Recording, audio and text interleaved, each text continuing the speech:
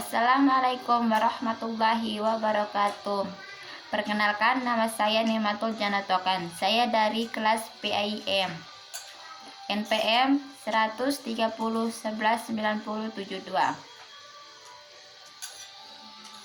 Di sini saya akan mempresentasikan hasil resume pelajaran pengembangan kurikulum. Temanya ialah landasan kurikulum dari sisi teori kurikulum pendidikan. Nah, sebelum melanjutkan, saya akan menjelaskan terlebih dahulu apa itu kurikulum.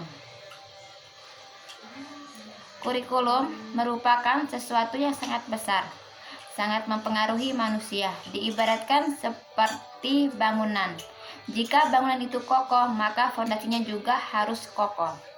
Nah, di sini ada 5 fondasi kurikulum. Yang pertama ialah dasar falsafah. Yang kedua ialah faktor-faktor sosial budaya. Yang ketiga ialah kemajuan iptek. Yang keempat siswa. Dan yang kelima teori belajar. Nah, teori belajar di sini ialah berkaitan dengan bagaimana kurikulum ini dilaksanakan.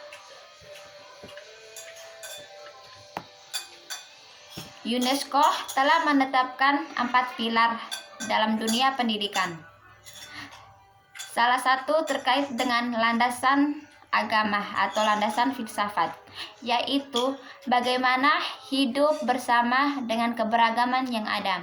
Maksudnya, bagaimana siswa hidup bersama dalam keberagaman yang ada yang di dalam kelas, ya teman-teman. Nah, subjek kurikulum adalah anak, bukan guru. Karena guru hanya bertugas bagaimana kurikulum itu bisa disampaikan kepada anak. Ibaratnya seperti guru hanya memberi pancing, bukan memberikan ikan secara langsung kepada anak-anak. Jadi anak-anaklah yang akan memancing ikan tersebut. Nah, landasan pengembangan kurikulum di sini ada beberapa poin. Yang pertama ialah landasan filosofis, yang kedua landasan psikologis, yang ketiga landasan sosial budaya, dan yang keempat ialah landasan iptek. Selanjutnya ialah peranan kurikulum. Peranan kurikulum memiliki 3 poin, ya teman-teman. Yang pertama ialah peranan konservatif, di mana transmisi nilai-nilai budaya yang lama yang masih dianggap relevan bisa dimasukkan ke dalam kurikulum, karena kurikulum bukan hanya dimasukkan dengan nilai-nilai budaya yang baru, tapi nilai-nilai budaya yang lama juga bisa dimasukkan ke dalam kurikulum. Yang kedua ialah peranan kreatif. Peranan kreatif ialah mengembangkan hal-hal yang baru yang dipelajari oleh siswa. Artinya tren-tren yang di depan harus dipelajari. Jadi guru harus mengajari sesuatu yang baru kepada siswa. Mestinya tren-tren yang ada di depan sana, ya teman-teman. Ya, yang ketiga ialah peranan evaluatif.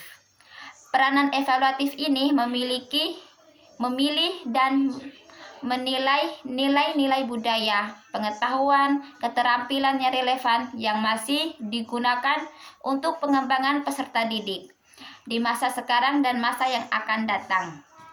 Nah,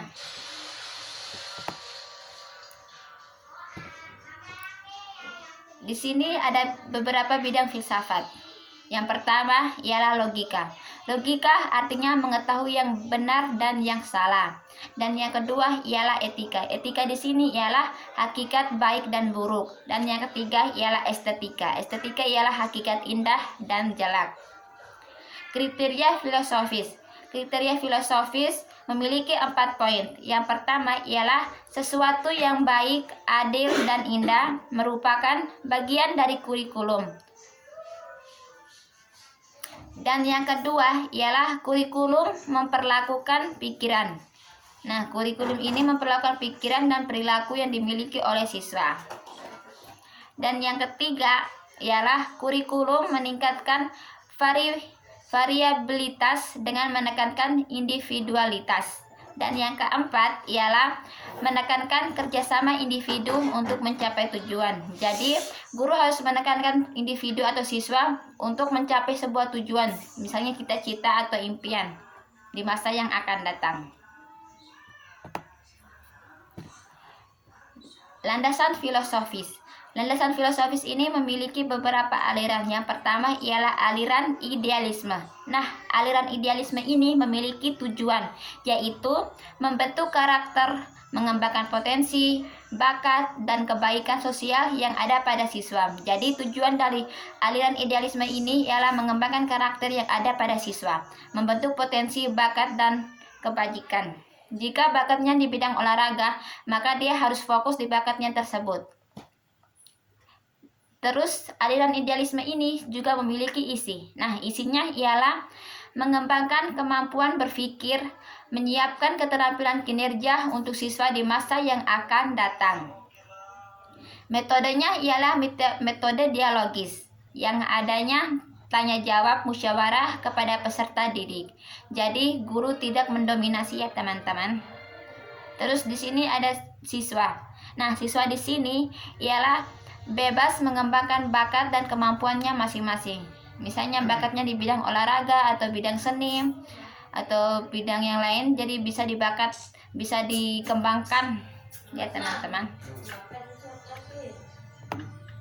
Yang kedua ialah aliran realisme. Aliran realisme memiliki tujuan, yaitu menyesuaikan secara tepat dalam hidup dan dapat melaksanakan tanggung jawab sosial. Siswa diharapkan mampu menyesuaikan diri di dalam kelas maupun di lingkungan di luar kelas ya teman-teman. Nah, isinya ialah kurikulum harus berisi komprehensif, berisi pengetahuan yang harus dimiliki oleh peserta didik. Metodenya ialah pengalaman langsung. Terus, siswa menguasai pengetahuan yang dapat mengubah perilakunya. Nah, pengetahuan yang